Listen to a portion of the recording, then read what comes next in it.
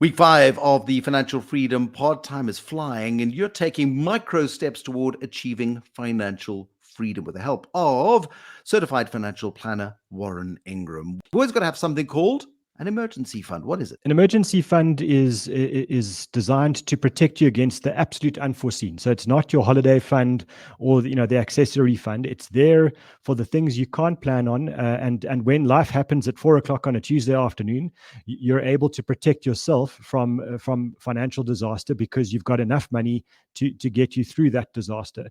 And the real point here is that we don't want to get ourselves into further debt. So you want money that you can control, that you can access and use to get out of that emergency without then having to go and borrow more money at the worst time in the worst situation possible. How much do I need? How big does this emergency fund have to be? So if you've got a very predictable salary and a very predictable income stream, then you could look at a minimum level of 3 times your monthly expenses. So if you're spending 10,000 a month, then have 30,000 in an emergency fund.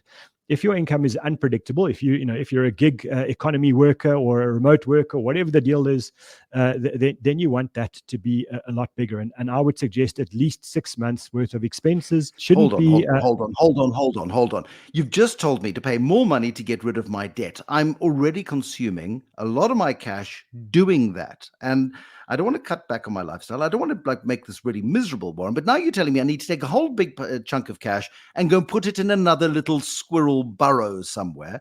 Hold on a second. This doesn't feel reasonable. I guess it's about what you want in life, Bruce. We're not saying take all of your money that you've got and don't spend any on food and fun and life and all of those things and put it all into the emergency fund every month. What we're saying is, if you want to take control, this is the financial freedom part. If you want freedom, then it starts with having the ability to make choices, positive choices for your life. Is it a higher interest bearing account? Can I lock the money up for a month and give a month's notice? Or is it paying more into my mortgage, which I can access in an emergency? So I'm reducing my mortgage at a steady rate, knowing that if something terrible happens, that's the emergency fund. I love the idea of putting that extra money into your mortgage and using your mortgage as your emergency fund. The two buts in that conversation will be, one, making sure that it's accessible. So some mortgages don't allow you to take the money out. So just make sure that your mortgage does allow you to draw money out.